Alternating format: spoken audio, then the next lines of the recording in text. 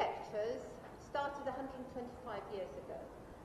They were an expression of the radical movements of the 19th century. They were inviting people to participate in learning, many who didn't have opportunities to education. And they developed into what we now know as Morley College. So Morley was built on the foundations of a very strong equality agenda. And that equality agenda continues to inform everything that we do. So it is particularly fitting that Peter joins us this evening for a penny lecture as an expression of our own commitment to equality and to the particular issues that Peter represents and strives for. I know that equality and the struggles for it are hard fought for. People take individuals, outstanding individuals, take risks with their own lives in order to fight for those beliefs. They are people who are prepared to stand up and be counted and often say things which are very difficult and not always acceptable at the time that they are saying. Peter is one of these individuals, and I know that those of you here tonight are people who admire his work and that courage. So thank you very much for joining us, Peter, and we're looking forward to hearing about your work.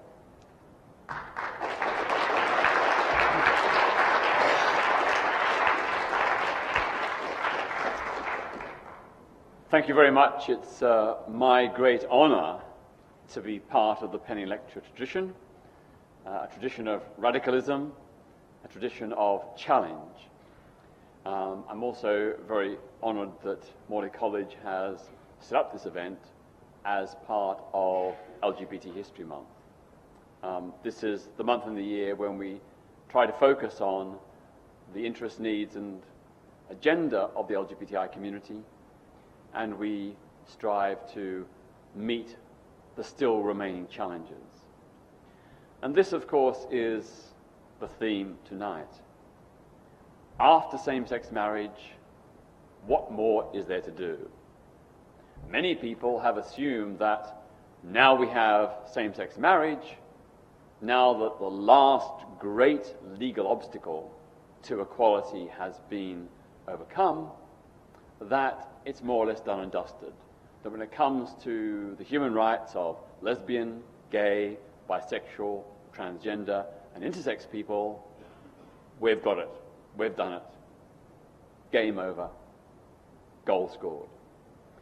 Well, my view is that we have made tremendous positive progress, undoubtedly, compared to 10 years ago, let alone 20, 30, and 40 years ago. The progress for LGBTI rights in Britain has moved mountains. And it isn't down to people like me or to any individual organization. It's down to the cumulative collective effort of tens of thousands of LGBTI people and our straight allies that we've now reached this place of much greater equality. I wouldn't say equality, but I would certainly say much, much greater equality than in decades past.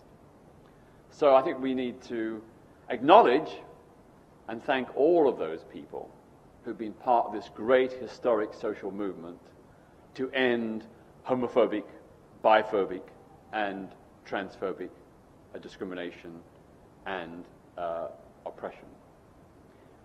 We have gone, in Britain, from being the country with the largest number of anti-gay laws to being one of the world's most leading progressive countries. When you think back until, say, 1999, when the first major reform took place, ending the ban on lesbian and gay people serving in the armed forces, at that point, until that point, Britain had, by volume, more anti-gay laws than any country in the world, some of them dating back centuries. Yet here we are, just over a decade and a half later, and we have some of the best laws. That is an extraordinary achievement. It is, I think, the fastest, most successful law reform campaign in British history and possibly world history. Never, in such a short space of time, have so many laws that discriminate been overturned in such a short period of time. We've not only ended the ban on lesbian, gay and bisexual people serving in the armed forces, we've also broke down the barriers to transgender people serving in the armed forces. We've equalized the age of consent, repealed Section 28, given same-sex couples the right to foster and adopt children, firstly banned discrimination based on sexual orientation in employment, and then extended it to the provision of goods and services, and replicated that to protect trans people as well. We've also ensured that first there were civil partnerships to recognize same-sex relationships, and then in 2013, at last, same-sex marriage. And when you look at the level of sexual offences law, that's where the really major difference took place. We need to remember that it was not until 2003, just 12 years ago, that the criminalisation of homosexuality finally ended in this country. Up until that time, although there had been a partial, limited decriminalisation in 1967, it was confined to England and Wales and not extended to Scotland until 1980 and not to Northern Ireland until 1982. Moreover, most aspects of gay male life remained unlawful. There was a decriminalisation in certain narrow circumstances. But we still had an unequal age of consent. It was still illegal to facilitate or assist same-sex acts, even lawful ones. Two men meeting in the street, chatting each other up, that remained a crime. I could go on and on and on. You know, the law that sent Oscar Wilde to prison in 1895 and which prosecuted Alan Turing in 1952, the so-called gross indecency law, was not repealed until 2003. That law remained on the statute books with other anti-gay laws under the heading of, quote, unnatural offences. The law against so-called buggery, anal sex between men, or between men and women, that law was only repealed in 2003. It had been on the statute books since 1533, during the reign of King Henry VIII. So you get a flavour, we have achieved enormous positive progressive changes. Now I don't want to diminish those changes, those advances, one iota. What I do want to say is there is still more work to do. So take same-sex marriage, an undoubtable achievement. But same-sex marriage is not equal marriage. We now have segregation in marriage law. We have the 1949 Marriage Act, which is exclusively and solely for opposite-sex couples. And then we have the 2013 Marriage Act, which is solely and exclusively for same-sex couples. So we have a system of sexual segregation in law. One law, one marriage law for opposite-sex couples, and another marriage law for same-sex couples. That quite clearly is not equality. Equality would be one single marriage law for everyone. And as some of you may know, the new Same-Sex Marriage Act of 2013 was totally unnecessary. Because under the 1949 Marriage Act, there is no ban on same-sex marriage. It does not state that marriage partners have to be male and female. The ban on same-sex marriage was only introduced in 1971. Only in 1971. Before then, there was no ban. What brought the ban in was the bid by same-sex couples, and in particular trans partners in marriages, to get legal recognition. So to block, particularly the famous case of April Ashley, to block April Ashley and others, the government legislated the Nullity of Marriage Act of 1971, which was then transferred into the Matrimonial Causes Act of 1973. So all the government really had to do was repeal that clause of the Matrimonial Causes Act and revert to the 1949 Marriage Act. But it chose not to do so. Instead, it pitched for a whole new, complicated, convoluted, and discriminatory marriage law. And some of those discriminations include the spousal veto, whereby a trans person in a marriage, if they want to get a gender recognition certificate, they have to get the permission and authorization of their spouse.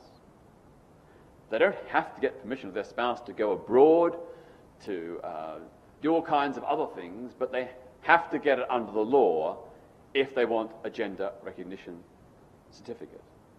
And sometimes this means that trans people may have to divorce their partners.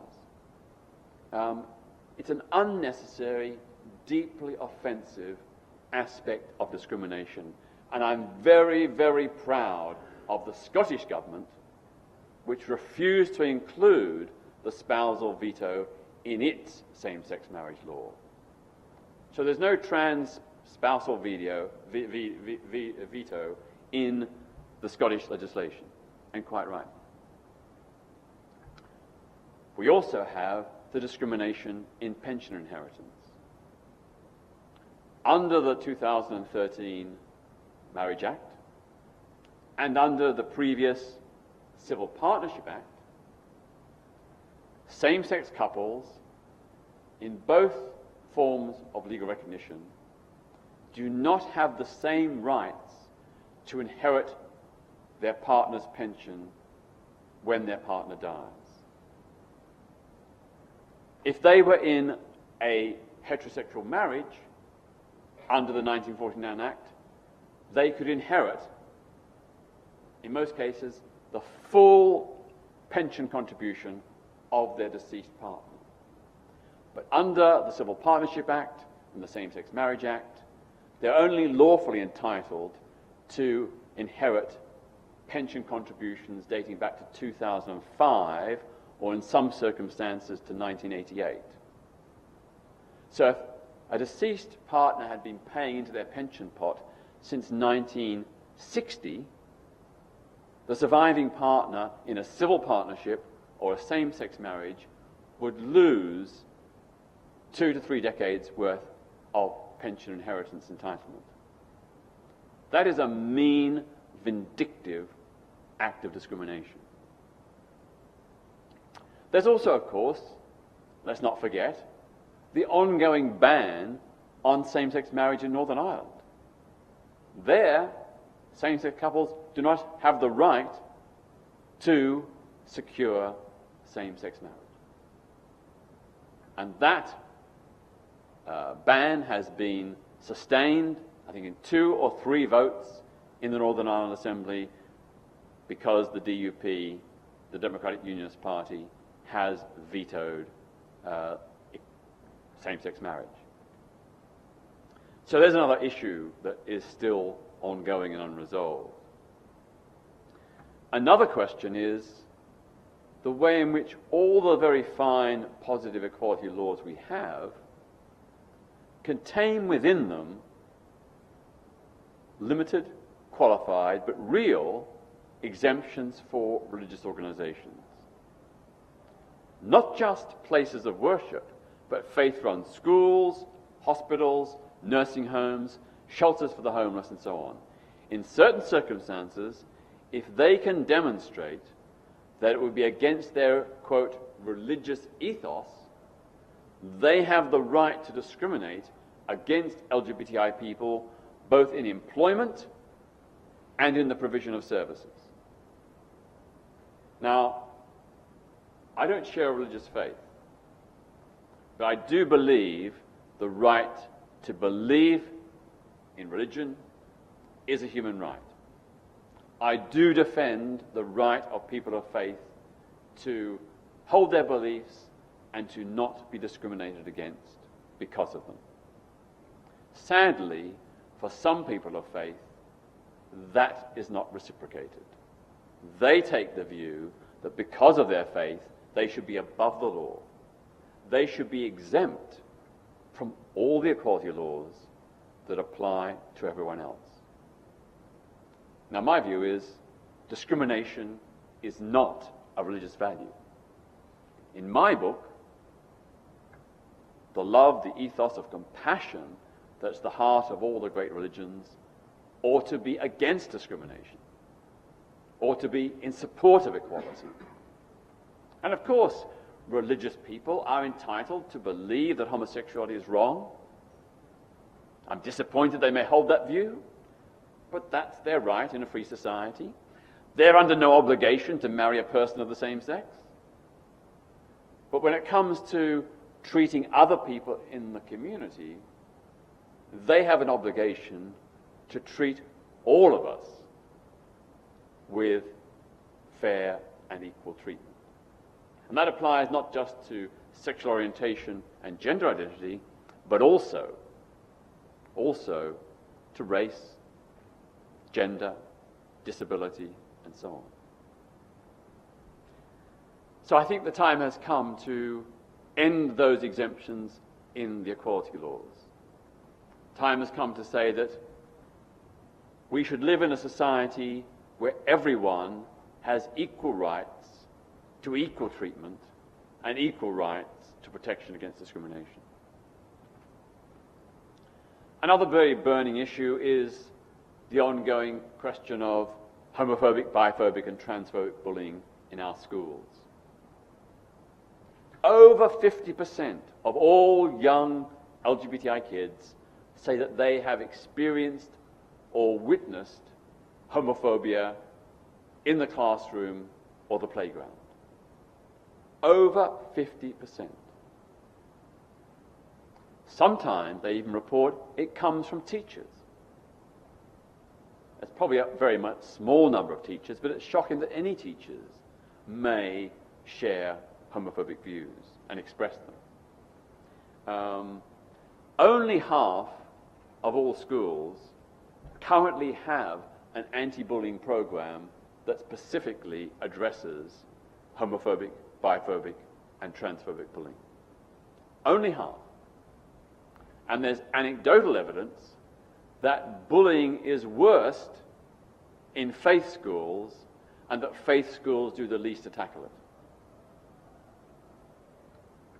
It's no wonder, given this scale of bullying, that so many LGBTI kids suffer from anxiety, depression, self-harm, and even attempted suicide. It's no wonder when over half of them have experienced or witnessed such bullying that the rates of these kinds of things are way, way, way above the national average. And it's particularly acute for young trans kids, where the rates of suicide and attempted suicide are many, many times higher than even the rates for other LGB kids. That has to change.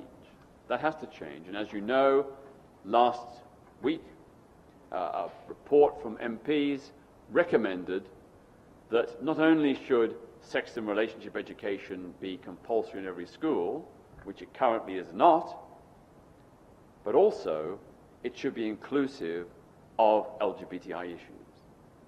That when it comes to understanding sex and relationships, when it comes to dealing with HIV awareness and prevention.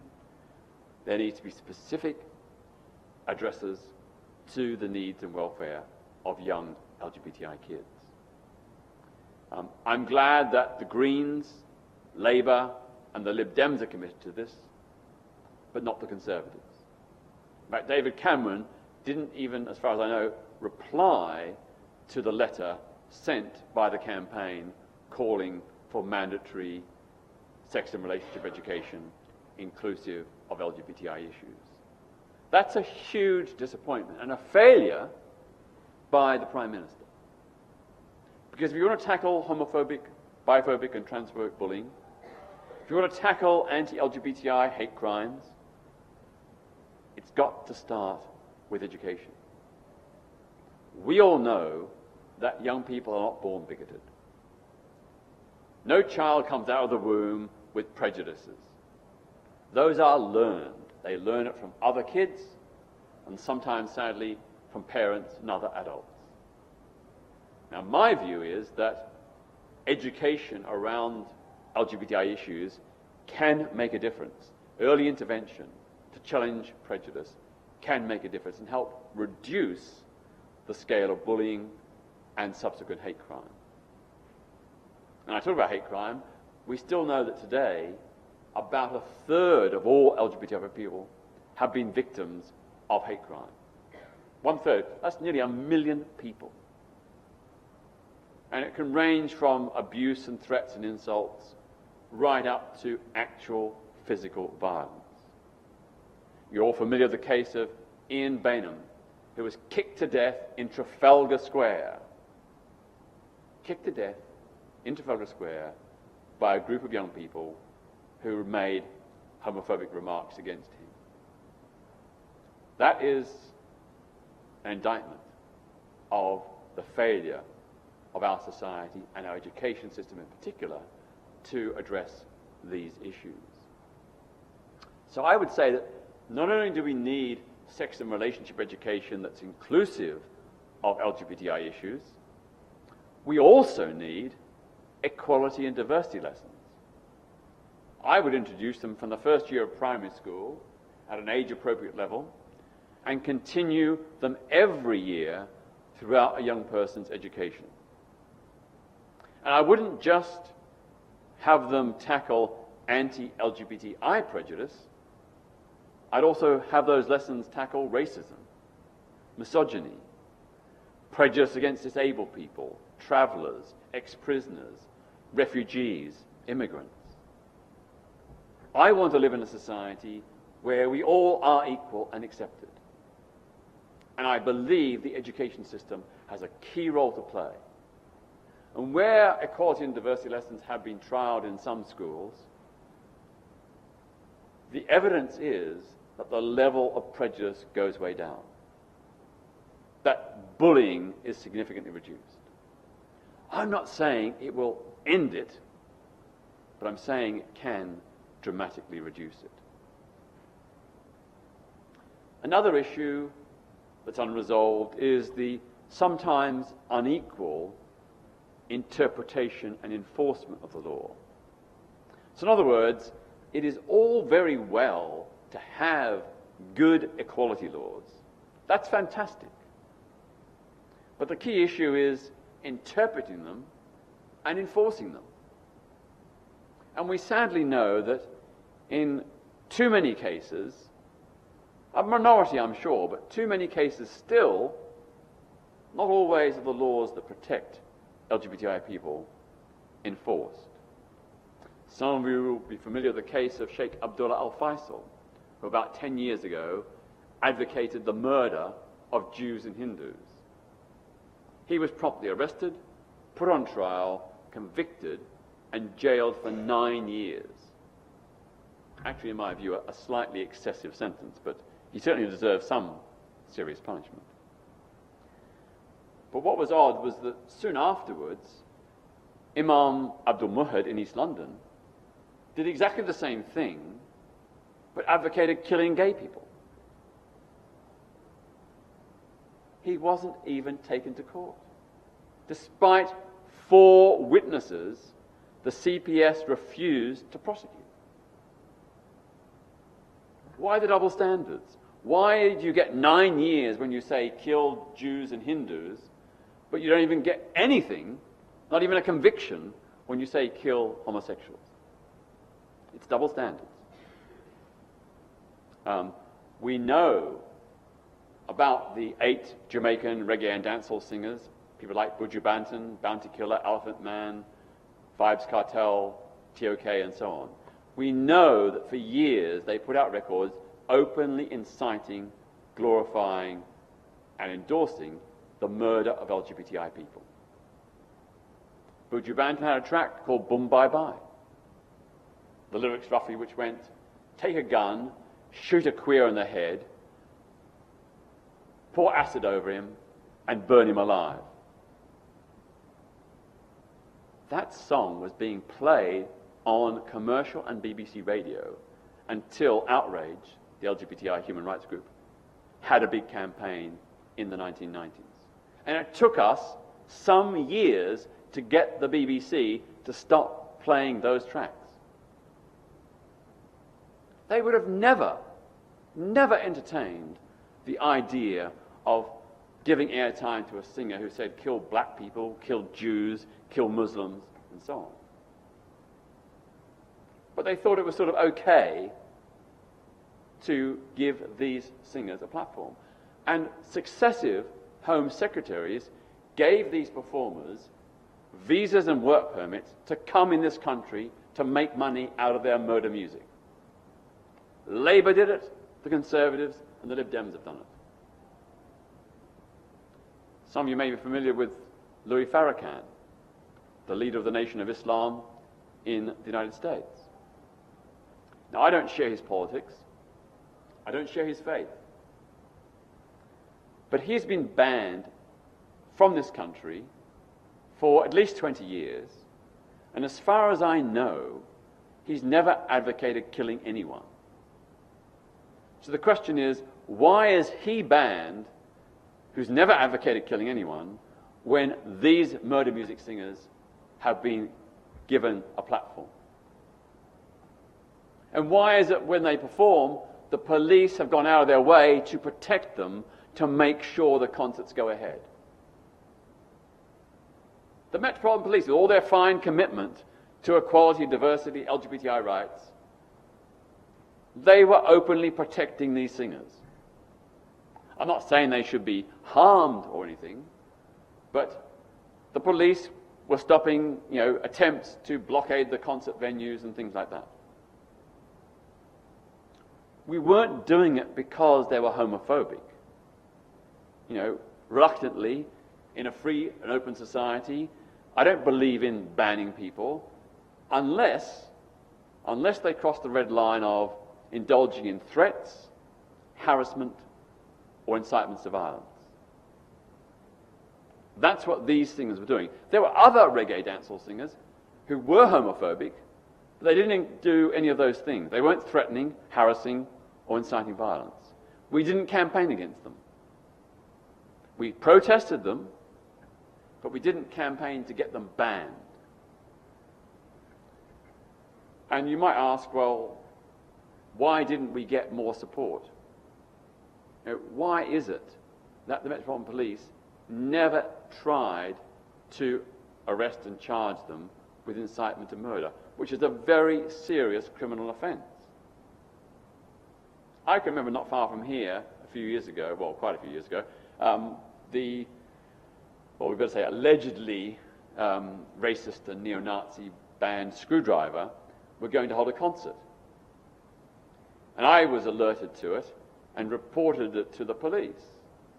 And the immediate reaction of the police was, we're not allowing this concert to go ahead. These people have a history of racism. They didn't have a history of violence. They weren't inciting violence. They were just racist. They weren't inciting violence like the murder music singers were, but they were inciting racial, or allegedly accused of inciting racial hatred. So the police banned the concert straight away. And I think probably the right thing to do. But they wouldn't ban the concerts where the singers who said kill gays were performing. So you get my message. Double standards. Double standards. Another issue is the 12-month deferral period for blood donations. Of course, in Northern Ireland, it's still a lifetime ban, and the DUP-dominant administration is refusing to lift that. But even here in England and Wales, we have a 12-month deferral period. Any man who's ever had oral or anal sex with other man, even with a condom, even 50 years ago, if they've had sex in the previous 12 months, even with a condom, and even if they test HIV negative, they're still banned from donating blood. Now, I agree the first priority is to protect the blood supply. Patient safety comes first. But a 12-month deferral period is not medically or scientifically justified. Like the lifetime ban, it's based on a generalization. And of course, some gay and bisexual men are at higher risk of HIV and hepatitis C and B. They shouldn't give blood. But lots of gay men rigorously practice safer sex. They use condoms without breakages or failures. They test HIV negative. So why should they be excluded from donating blood for a whole 12 months? As you probably know, now in England, all blood donations are tested 3 ways for HIV. And one of the tests can detect infection within 2 or maximum of 3 weeks from the date of infection. So, realistically, the deferral period could be reduced to a much lower period of time. Maybe 3 months, maybe even 1 month. It all depends on the individual circumstances. I've argued that when it comes to men who've had sex with men, all it needs is a few more questions on the form to ascertain more accurately the potential risk that person poses. With those extra questions, we could rule out some men because they may be at risk and therefore may be at risk to the blood supply. But there'll be some men, and perhaps quite a few of them, who fit the no-risk category. And I would say that in their case, a deferral period of 1 month or 3 months would be quite sufficient. As you know, the government is still resisting. The final issue I'd like to address is the whole question of the way in which LGBTI asylum seekers are treated. People who come here seeking a safe haven, who've often endured horrendous abuse in their home countries, maybe arrest, imprisonment, torture, perhaps threats to kill them, mob violence, burned out of their homes. They come here to seek a place of safety. And what do? In many cases, we put them in asylum detention centres, which are prisons by another name. And then we put them on fast track, where they're given about 2 weeks to 3 weeks to prepare their asylum case. We've also cut the legal aid. Not we, but the government has cut the legal aid for asylum cases, for all asylum cases. So this combination of factors rigs the asylum system to fail as many people as possible. The asylum system is not about justice. It is not about the individual merits of the refugee seeking asylum. It is rigged and calculatedly so to fail as many people. No solicitor can prepare a proper asylum case based on the funds they're given. When a person is in detention, they obviously don't have the freedom to collect the evidence they need to support their claim. And when they're on fast track in particular, that's basically curtains. If you want to produce a proper asylum claim, if you've been in prison or been arrested in your home country, to satisfy the adjudicators in this country, you have to produce evidence. You have to get documentation to show that you were arrested and detained, to show that you were imprisoned. That takes weeks and months. You need to get an expert witness who will attest to the scale of anti-LGBT persecution in your home country. To find an expert witness and to give them the time to prepare an expert witness statement can take weeks or months. So you get my drift. It is no wonder that the rate of refusals on a first application for an LGBTI refugee is much, much higher than the national average. Much, much higher than the national average. The refugees who do succeed,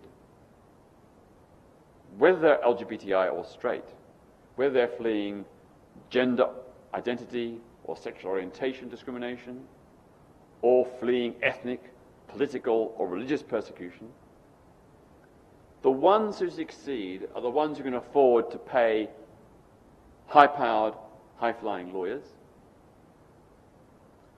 or who get support from LGBT organizations, like my own Peter Tatchell Foundation, like the UK Lesbian and Gay Immigration Group, like Asylum Aid, like No Going Back, this network of organizations. With support, they can win. But without it, they're almost certainly going to lose.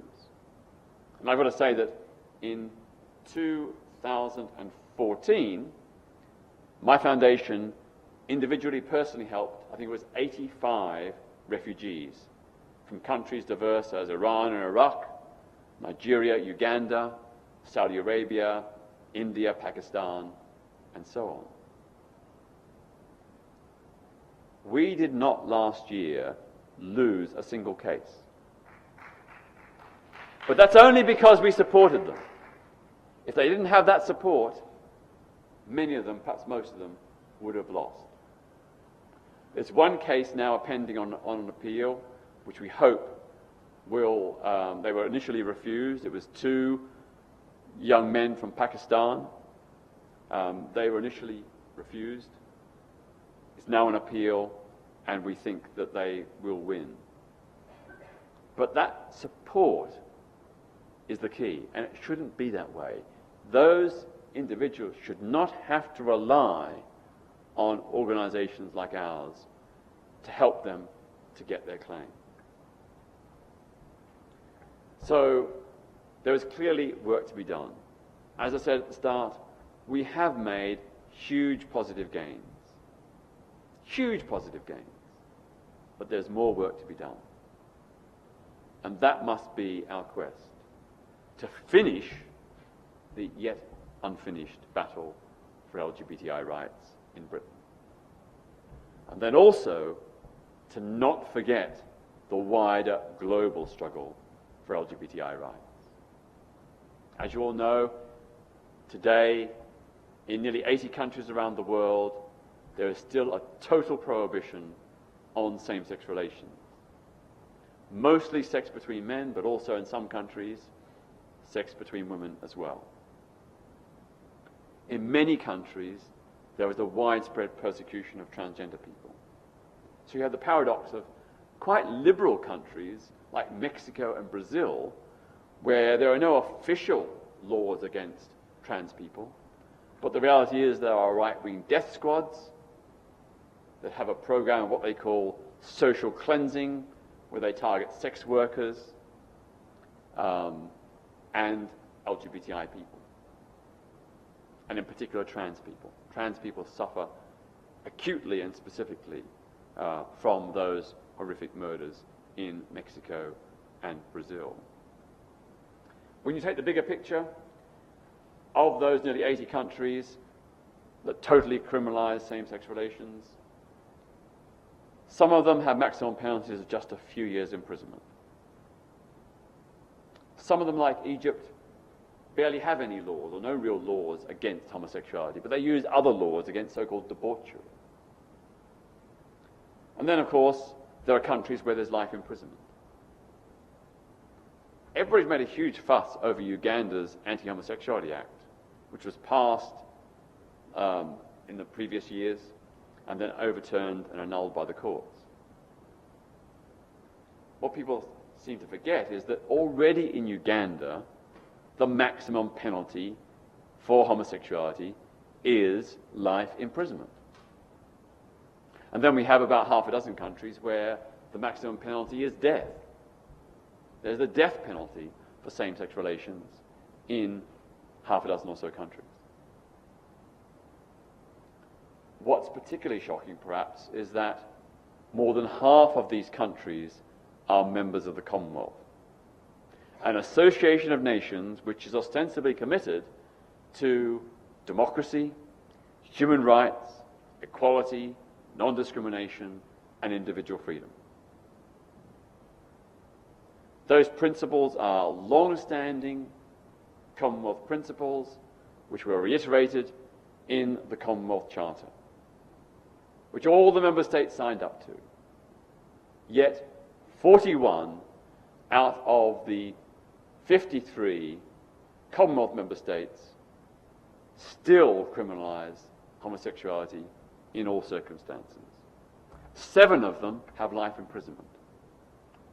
In 2 of them, there are regions where homosexual acts can result in execution, namely parts of Nigeria and parts of Pakistan. These are members of the Commonwealth. When did you ever hear the Commonwealth Secretary-General speak out against it? He has a few times, but not in a very public way. He's spoken at various forums, great, fantastic. But when so many countries are going backwards, we hear no clear public condemnation from the Commonwealth Secretary-General. He says he's doing quiet diplomacy. Well, I've got to say that since his quiet diplomacy, things have got worse, not better. You know, Brunei announced the introduction of Sharia law and the stoning to death of LGBTI people and women who have sex outside of marriage. The Gambia took a leaf out of Uganda's Anti-Homosexuality Act and recently strengthened its anti-gay laws to not only criminalise same-sex acts, but attempt at and even advocacy of LGBTI human rights. Nigeria has introduced a similar draconian anti-gay law. I haven't heard the Secretary-General, Kamala Sharma, speak out. Now, I'll say this. Compared to previous Commonwealth Secretary-Generals, at least he did speak out, or has spoken out, albeit in rather muted forums. For 25 years, successive Commonwealth Secretary-Generals refused to say anything in defence of LGBTI human rights. Kamala Sharma was the first. He was sort of bounced into it, I've got to admit. In 2011, I wrote an article for The Guardian excoriating the Commonwealth Secretary-General for his failure to speak out and itemising some of the horrendous abuses that were happening in Commonwealth countries. That was republished and circulated all over the world. It was hugely embarrassing. But to his credit, he did make a statement. It was rather elliptical, rather obscure. It ended up, I think, in a Kenyan newspaper. He told me that he'd actually offered it to The Guardian and they'd refused, in which case, shame on The Guardian. But, you know, the first ever public statement by a Commonwealth Secretary-General opposing anti-LGBTI persecution was in a Kenyan newspaper. And then with a bit more prodding, he said it again at the Commonwealth Law Ministers meeting and again at the Commonwealth People's Forum in Perth a couple of years later. Great. But he hasn't actually been on BBC World Television to say it. which is where it really counts. And, you know, I feel quite despairing. Not just about his silence, you know, on this issue, but on all human rights issues. The Commonwealth is a cesspit of human rights abuses. So many countries have the death penalty, detention without trial, censorship of the media, suppression of trade unions and student activist groups. It's widespread across the Commonwealth. And yet the Commonwealth does so little. Now, I'm not saying it's just the responsibility of the Secretary General. I don't want to put that whole burden on him, but he is supposed to be a leader. He is the voice, the personification of what the Commonwealth stands for. And he and others ought to be speaking out against all these different human rights abuses. But they're not. And that makes me feel quite depressed and sad. You know, Britain, of course, has a big historic obligation. Because in Commonwealth countries, most of these anti-LGBT laws were imposed by Britain during the colonial period. You know, we exported homophobia around the world. And in all these countries, the laws they have against same-sex relations are laws inherited from the British colonial administration in the 19th century, imposed upon these countries as part of our so-called, quote, civilizing mission. Some civilization. The reality is that prior to British colonialism, as far as I know, not a single one of these countries had laws against same-sex relations.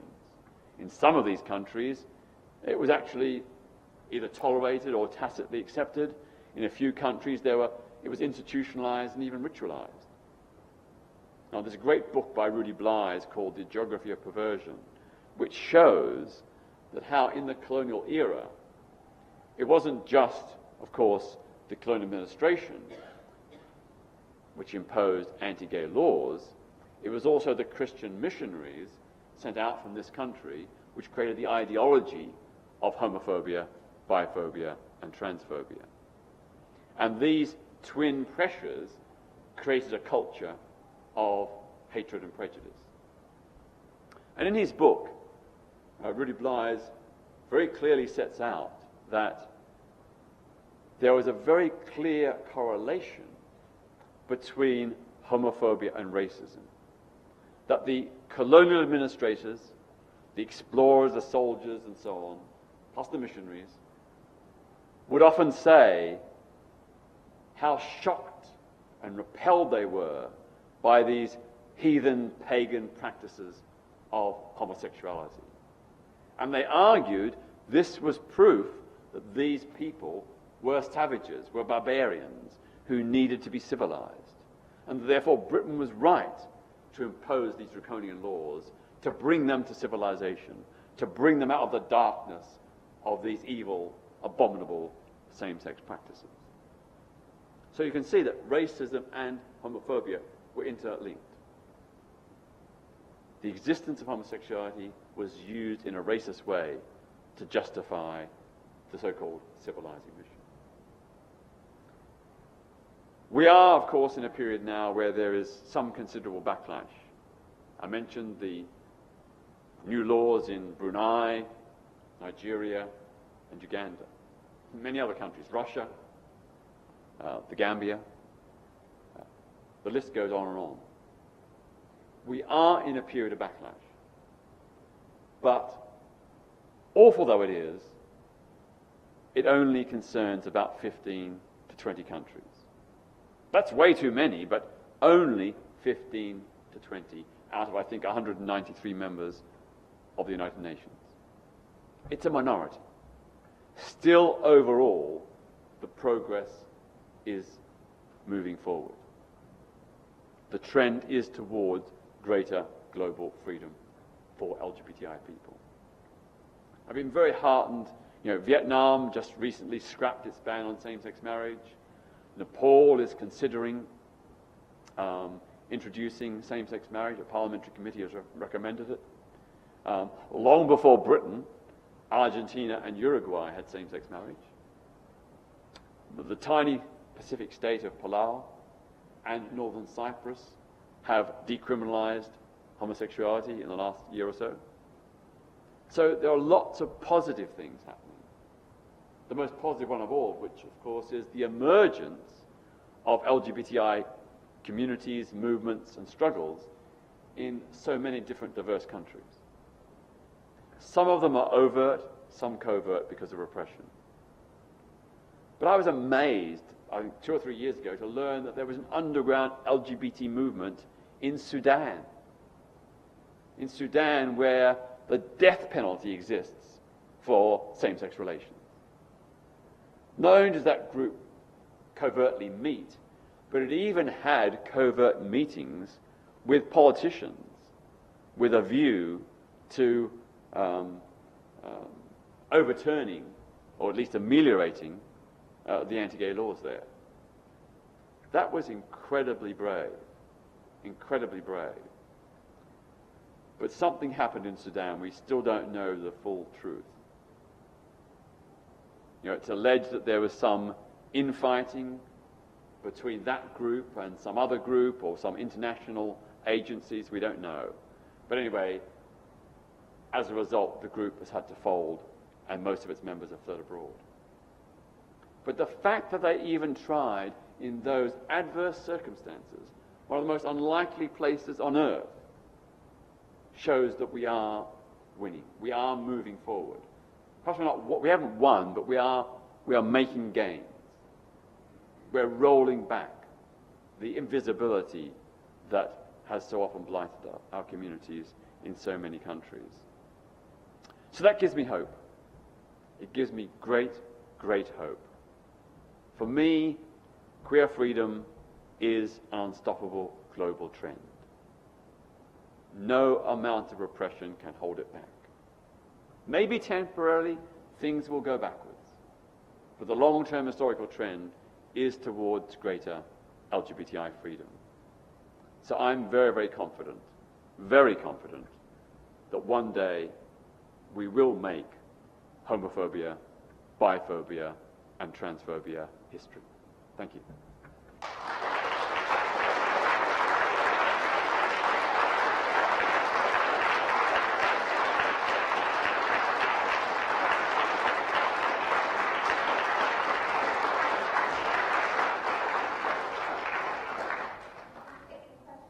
Questions, contributions, criticisms, it's your call. Oh, we've got quite a long time, I think. Yeah.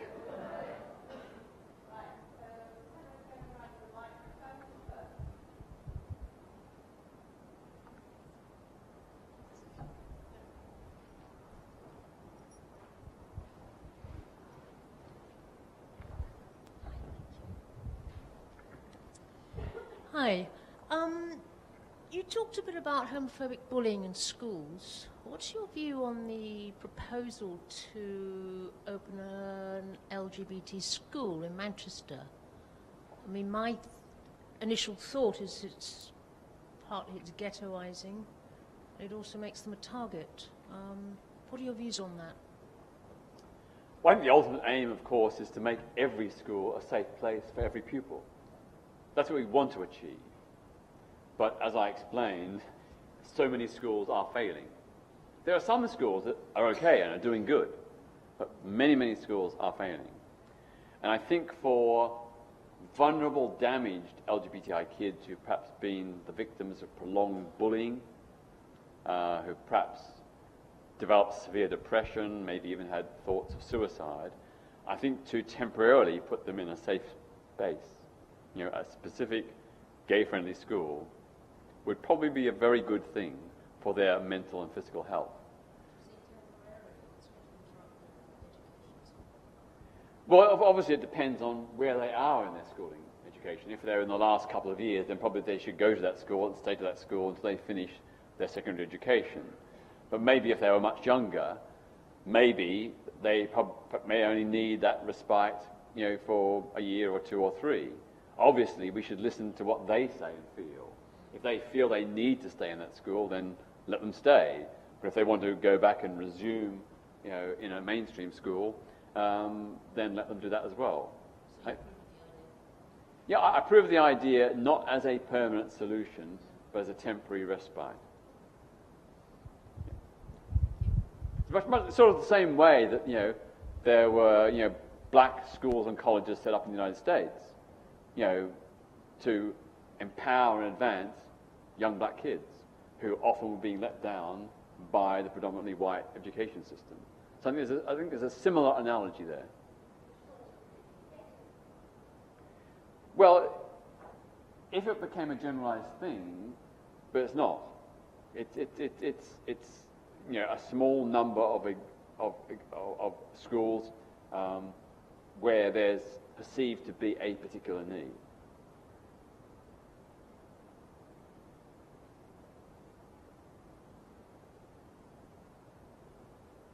Is someone at the back there? No?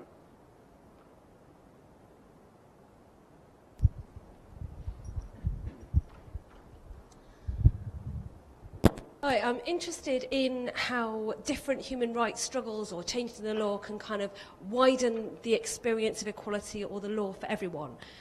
So my perspective is someone who is in a civil partnership but is quite reluctant to get married, because I see civil partnership as something which widens the definition of a partnership to enable greater equality between the partners, and that being built into the legislation, which doesn't exist within marriage.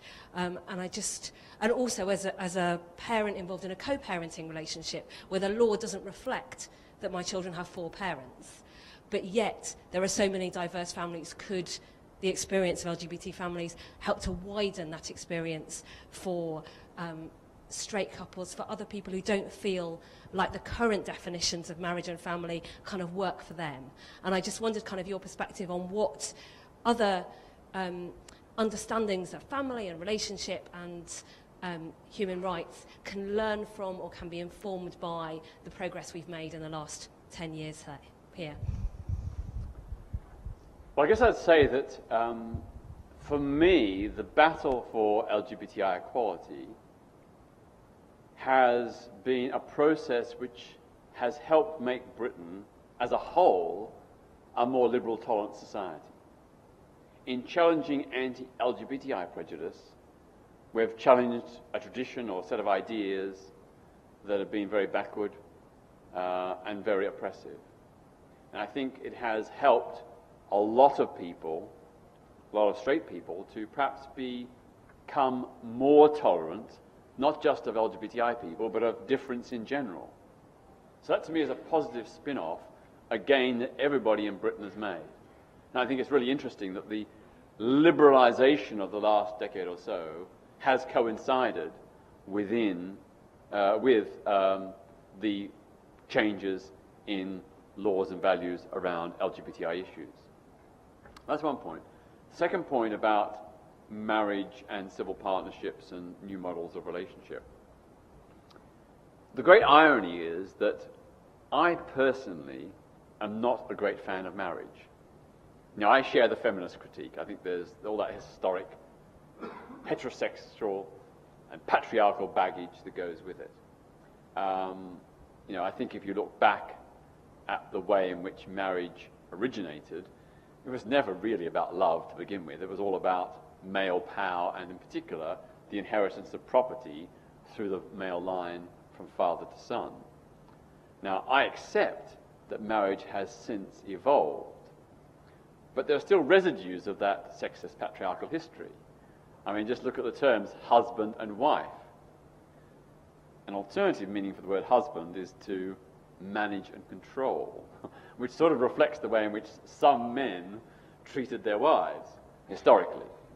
There's also the tradition of the father of the bride giving away his daughter to the future husband, again symbolizing the passing of women from one man to another. So I'm not a great fan of marriage, and in fact, when the battle for same-sex marriage began, it came out of outrage in 1992, outrage the Direct Action Group, and we had big debates in the group about this issue, and most of us were torn because we opposed discrimination and therefore wanted to support equality, but we were also critical of marriage. So when we organised the first ever challenge to the ban on same-sex marriage, which took place in March 1992, when 5 outraged couples filed applications for civil marriage at Westminster Register Office, we did so with, tensions there. We were torn, but we knew that if we're a group opposing homophobic discrimination, we have to challenge all homophobic discrimination. And that included the ban on same-sex marriage. So what Outrage did was not only challenge that ban, but we also argued for a new alternative model of relationship rights and recognition. What was initially called an Unmarried Partners Act, which later became called a Civil Commitment Pact. And under this idea, we were basically saying, if we were starting from scratch to invent a model or framework for the recognition of relationships, we probably wouldn't go for marriage. What would we go for? So our idea was to have a system as an alternative to marriage, not a replacement to marriage, nor a replacement to civil partnerships, but a completely new alternative. And it was this. Under the Civil Commitment Pact, any person could nominate any other significant person in their life as their next of kin and beneficiary. So it could be a partner, or if you were single, it could be a favourite niece or nephew, a lifelong best friend. If you were widowed or widower, you could nominate, some other family member. The idea was to get away from the idea that next of kin and inheritance rights should be limited to people in civil partnerships and civil marriages or religious marriages. So we were saying, let's give everyone the option and choice to nominate their next of kin and a person to benefit from the exemptions under inheritance tax. And then we also said that in the case of two people in a love romantic relationship, why not give them the option of choosing from a menu of rights and responsibilities? Rather than the one-size-fits-all model of marriage and civil partnerships, let's give people the right to pick and choose from a menu of rights and responsibilities to create a partnership agreement that's tailor-made to their particular circumstances. So as you all know, in modern society there are an incredible variety of relationship models, patterns and lifestyles. Some partners live together, others live apart. Some share their finances, others maintain financial independence. Some have kids, others don't. So why not let couples choose their own tailor-made partnership agreement? And apart from anything else, this might actually help encourage wiser decisions. Because with marriage and civil partnership, you just sign the dotted line. There's no negotiation. Under this system, both partners would have to negotiate and agree each individual right and responsibility. So it would focus their mind on what they were getting into and what obligations, as well as rights, that they had. That is still on the table. Quite a lot of people think it's a good idea, but no one's yet taken it off. The general consensus was, let's wait and see until after same-sex marriage settles down, and then let's come back then. And that's what we plan to do. We plan to revive this idea for public discussion. We're not saying it's the perfect solution, we're not saying it's the ultimate, but we're saying it's an idea that merits discussion. And I think, there are probably greater minds than mine or ours that will come up with better models, better ideas.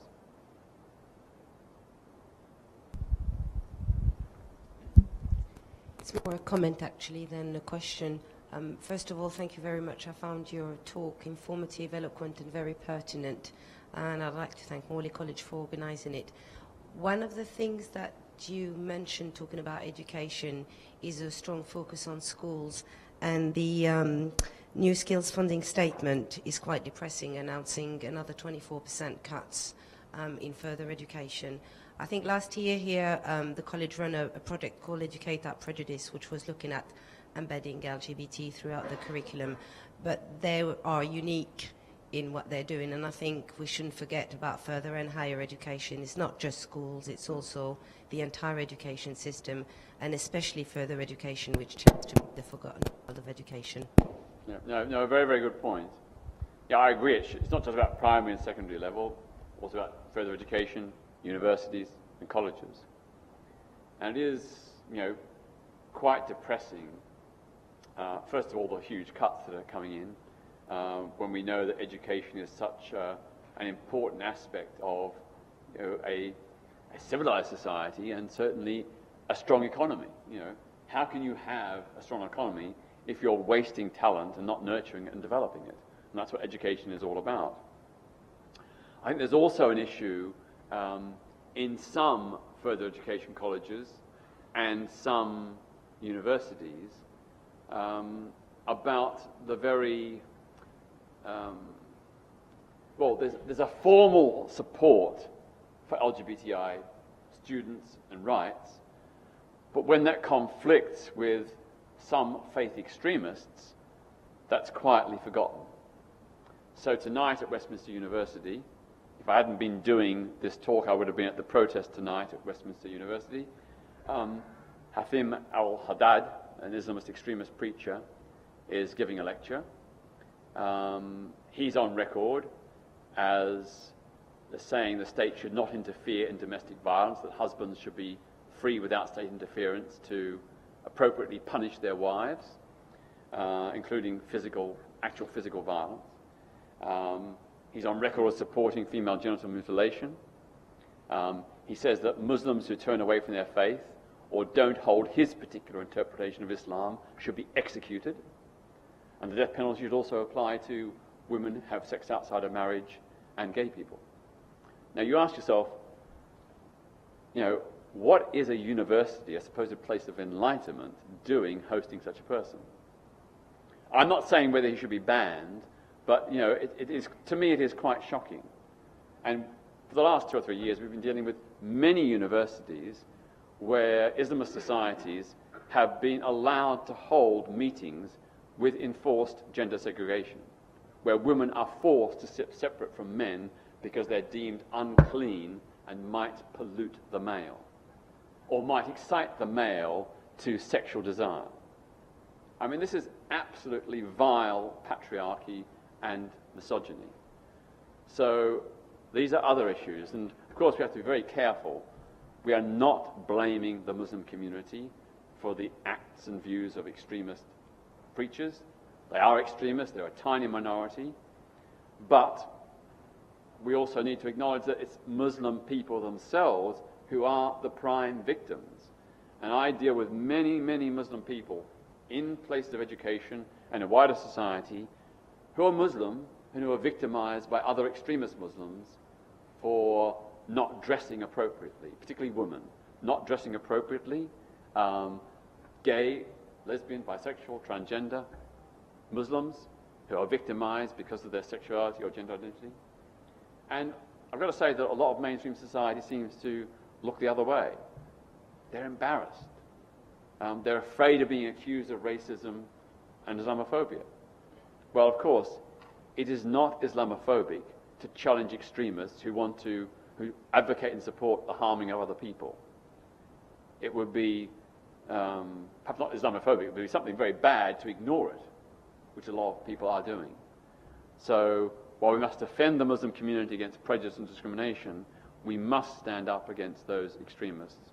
And we must question why so many of our universities are nurturing people with such extreme views, and even who, on university premises, at public expense, despite equal opportunities policies, are spouting such vicious hatred.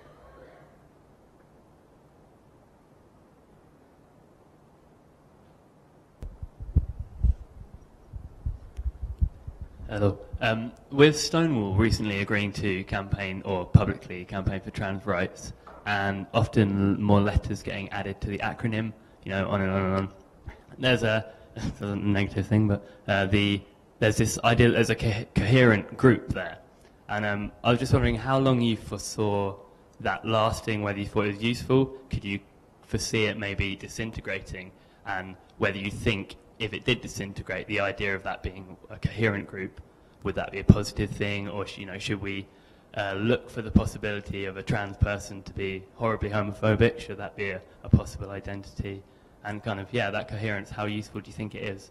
And if it were to disintegrate, would that be a positive thing or not? Well, some of you may know that we now have lesbian, gay, bisexual, transgender, intersex. That's a general consensus, but others add on Q for questioning, C for curious, and the list goes on and on. It's a bit absurd. So some people just say LGBT+, but then people who are excluded complain. So it's a difficult one. In the 1990s, Outrage and others tried to make the word queer the dominant word, the inclusive word that would include all those different peoples, but without this horrible, extensive acronym. For a while, it caught on, and then it sort of since faded. So there is a problem there. I think there is a common bond. Obviously, each of those is different. Lesbian, gay, bisexual, transgender, intersex, and so on. They are different. They're not the same. But there are common bonds. And the common bond is gender non-conformity. Not fitting the way men and women are supposed to look, act, and behave. So, LGBT people are different in terms of their sexual orientation. And often, the reason why people are prejudiced is because they don't think that lesbians look and act like a woman is supposed to act, or that a gay man doesn't look and act the way a real man is supposed to act. And that's very similar to the situation with trans people. They don't fit, what a man and a woman are supposed to be. They question, challenge, and seek to assert their real, genuine identity rather than that which was imposed upon them at birth. And the same with intersex people, who display an amalgam or difference of, chromosomes, hormones, and so on. Again, it's about not being what traditionally a man or woman is supposed to be. So that, to me, is the common thread that unites us, our gender non-conformity, if I can put it in a very simple way. And that gives us a common interest in working together and showing solidarity. There are people, sadly, in the LGBT community who say, trans has got nothing to do with us, or intersex is something completely different. I don't agree. They are different, but not completely different. And I think that we have to create those bonds of solidarity. And then, of course, we have to reach out from beyond the LGBTI, whatever, to other communities who also suffer marginalization. So to stand with the Black and Asian communities against racism, to recognize that all forms of prejudice, not just the prejudice that affects us, but all forms of prejudice need to be challenged. And the way to have a harmonious, cohesive society where there's harmony and happiness is to transcend those prejudices and to do so in a way that can build alliances, so that when it came to LGBTI law reform over the last decade or so, we needed the alliance of straight people. LGBTI people are a minority. We couldn't have won it ourselves. We needed that alliance. When I look back in past history, I look at when I was involved in the Gay Liberation Front in the early 1970s. There's a very famous trial of 9 black activists called the Mangrove 9 trial. They were framed by the police. In Outrage, we had a discussion. We were committed to liberation, so we had a discussion. Well, shouldn't we go and stand in solidarity with those black people who are being victimized by the police in the same way that gay people are being victimized by the police? And so I think I'm right in saying that the Gay Liberation Front was the only non-black group to attend the big protest in solidarity with the Mangrove 9. And in the 70s and 80s, the gay communes in Brixton on Railton Road were right there on the front line with all the radical black activists. And there was no... People stood together in solidarity. We recognized that racism and homophobia, both needed to be challenged. And I just think that that recognition of mutual solidarity and the importance of standing together, it's something to some extent that's been lost. And I think it needs to be rediscovered.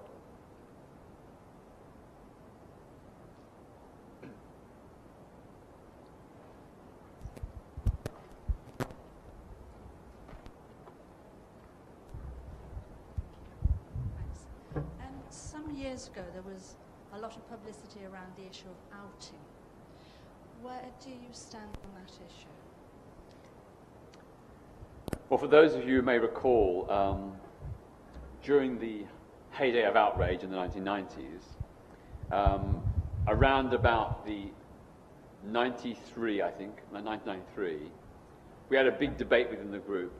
Should we out public figures who use and abuse their power to harm other gay people?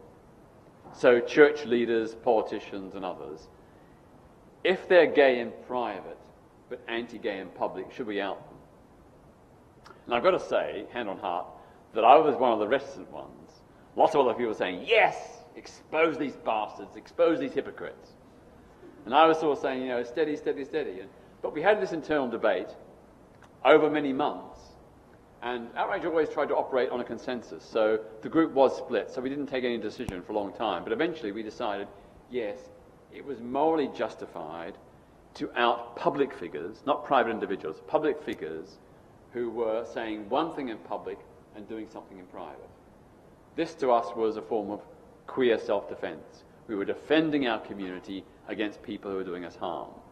So the first application was the naming of the 10 bishops at the General Synod in late 1994. We called them out to, quote, tell the truth. We said, you preach not bearing false witness. You preach the virtues of honesty and truthfulness, yet you yourself are not being honest and truthful, and you're part of a church which is anti-gay, which has anti-gay values, which supports anti-gay discrimination in law.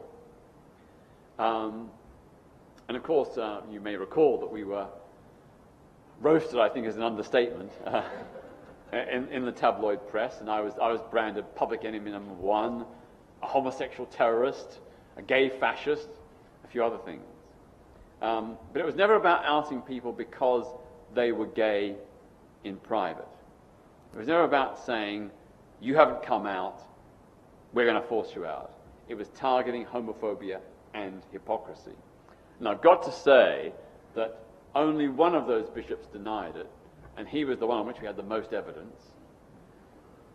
Moreover, as far as I know, none of those bishops ever again said anything anti-gay. So we felt it worked. Then in, I think it was 1996, or maybe 1995, we wrote to 20 members of Parliament who were on record as voting for anti-gay laws and speaking out against the LGBTI community. And wrote a very reasoned letter which said that we felt it was morally indefensible for them to attack the gay community despite their own sexuality. And we pleaded with them to stop voting for anti-gay laws, to stop denouncing gay people. But we said, if you don't, we will have no option but to name you. We made it clear this was not a first resort, this was a last resort. We were not doing this lightly, we didn't want to do it, but to defend our community, we felt obliged to make this threat. And it was a threat, I admit it was a threat. The upshot was that some of those MPs, not all, stopped speaking out against LGBTI people and stopped voting for anti-gay laws. I think 3 actually began voting for equality, and the rest just abstained. Some did continue to vote against anti-gay laws. We decided in the group not to proceed further. We felt that we'd achieved sort of probably half of it, and that although that wasn't entirely adequate, we didn't want to go the full thing to naming out these MPs. So we decided to leave it. again, I think overall the result was positive. You know, we got some MPs to switch their voting side, others just to abstain or absent themselves from the vote. That's a gain. So I would still use it again if necessary. And indeed, last year I did threaten that I would consider outing a number of bishops who were involved in opposing same-sex marriage, and in particular in disciplining gay clergy within the church who decided to get married. The problem is getting the reliable evidence. In 1994, we had very little difficulty. We never operated on the basis of one person saying something. We needed 2 or 3 people, very reliable, credible sources before we named those bishops. This time around, it's been much harder to get the evidence. People who we know the evidence are reluctant to give it. And in one particular case, one bishop has taken disciplinary action against a priest in his diocese who has married a same-sex partner. But it's just more of the nature of a warning and a disciplinary notice. He hasn't actually been sacked from his job, although, based on this disciplinary note, he may find it very hard to get a new job. Should he ever leave his current parish, he may find that disciplinary note, or whatever it's called, got a special name, will be used against him to deny him. Now, some people have said that this bishop was actually trying to protect this person. They could have sacked them, but they just gave them a disciplinary note. As I said, I don't really buy that, because it is like a negative mark on their career, and it would almost certainly inhibit their ability to get a future job. There's another case in up near Nottingham of a priest who has been denied the right to a National Health Service job because the bishop has refused to give him a license because he's married his same-sex partner. So, again, he hasn't been sacked. He can still remain in his parish, but he can't take up a post for which he is qualified and able because the bishop is refusing to give him a license. So he's effectively denying him the right to work. And we're still, that's still an ongoing issue. And the Archbishop of York is allegedly directly involved in that case. The temporary bishop, the acting bishop, says that he acted after consulting the Archbishop of York, John Sintamo, which is why myself and other activists, mostly Christians, ambushed the Archbishop of York late last year to challenge him over his stand in this particular case. He just pleaded, we can't discuss it, there's a legal case going on. Well, of course, maybe you can't discuss that particular special case, but he certainly could have discussed the principles and refused to do so. So we'll see what happens with the Employment Tribunal, which is expected to deliver a judgment by the summer.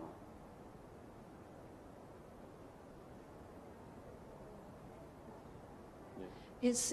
Do you think all publicity is good publicity in that issue? I tend to take the view that not all publicity is good publicity.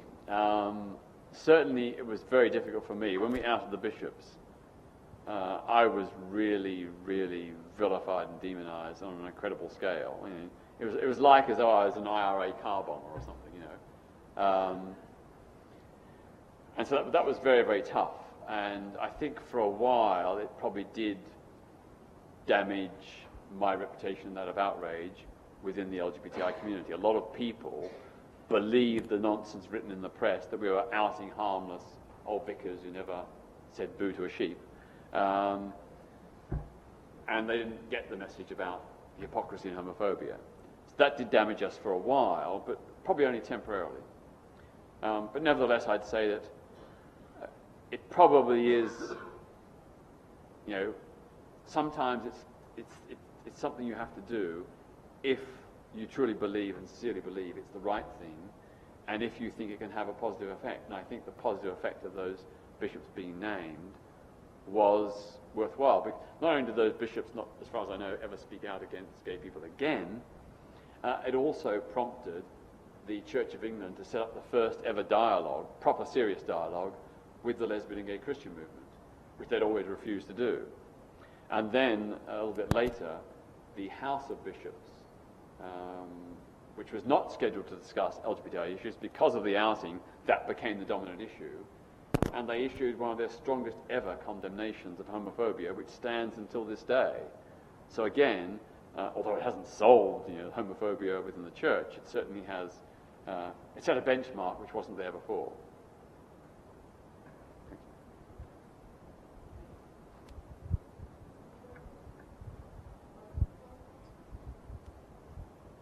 My question kind of builds on what you were just saying. You've been campaigning now for a very long time.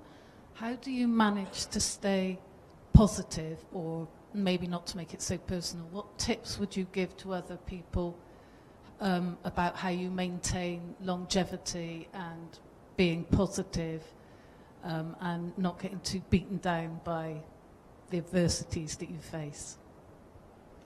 How do I keep going? Sometimes with considerable difficulty. I've been campaigning for human rights, not just LGBTI rights, but all human rights, for 48 years. And when I look back, I have suffered incredible demonization and vilification. Not so much now, but certainly for the first 20 or 30 years. And that was emotionally and psychologically very difficult to cope with, particularly when it was often coming from my own side. So one of the first big conflict protests was in 1971, when, as a member of the Gay Liberation Front in London, I helped organize a protest outside the Cuban embassy at the repression of gay people in Cuba. Mostly gay men, but some lesbians, were being carted off to re-education labor camps because of their gayness. And although I was broadly a supporter of the Cuban Revolution, I thought this was wrong and had to be challenged. You've got no idea the hatred and vitriol I got from many people on the left. Not just me, but all of us in the Gay Liberation Front. We got opprobrium. We were described as CIA agents, as fascists, as right-wing zealots, as, agents of imperialism, you name it. And I've got to say that all throughout my 48 years, those kind of things have repeated. And it's tough when it comes from people who you think should be on your own side. To be honest, when I get attacked by the EDL or the National Front or the BNP or Islamist extremists or Christian fundamentalists, I can cope with that. Sometimes it's tough, but I can get through it.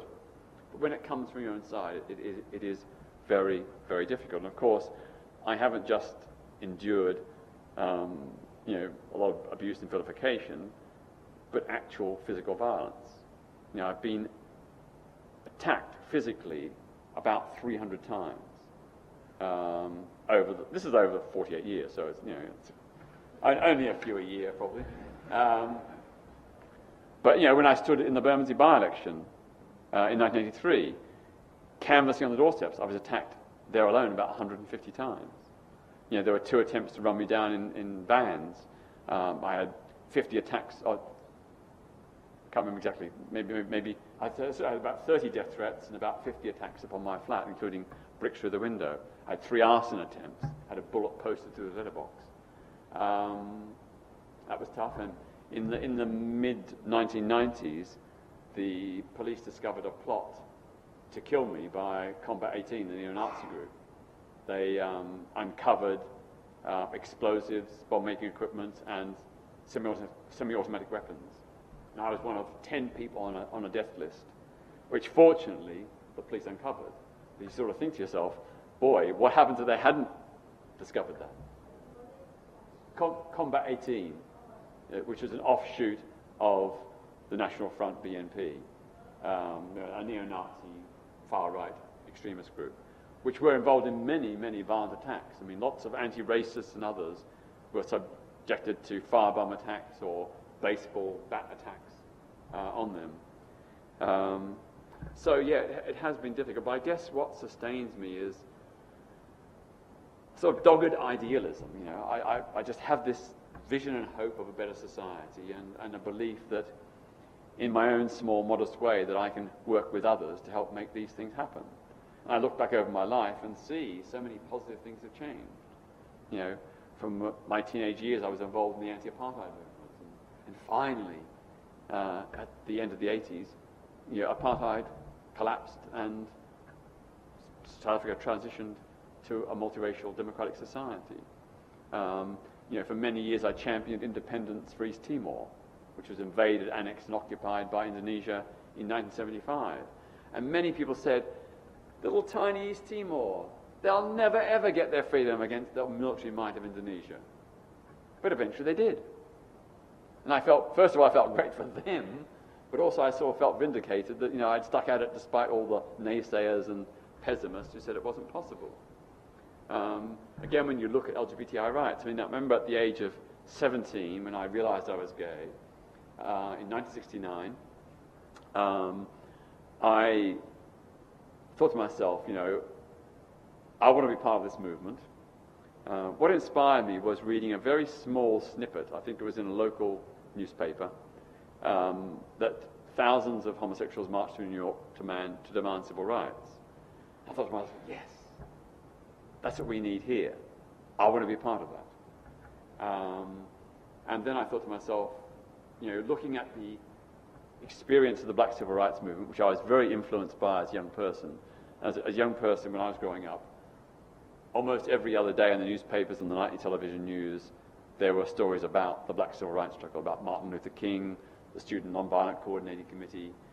And I was really inspired by their activism, and obviously you can probably see from my activism, I've embraced a lot of their tactics and methods and philosophies. But I looked at their experience in 1969 and thought, well, I would calculate it's going to take about 50 years to win LGBT equality. About 50 years. That was my guess. And I was almost right. Almost right. You know, most of the anti-gay laws in Britain have gone in slightly less than 50 years. So I suppose that 1960s idealism that I grew up with has stayed with me ever since. And also, I suppose, the feedback from people who I've worked with and helped.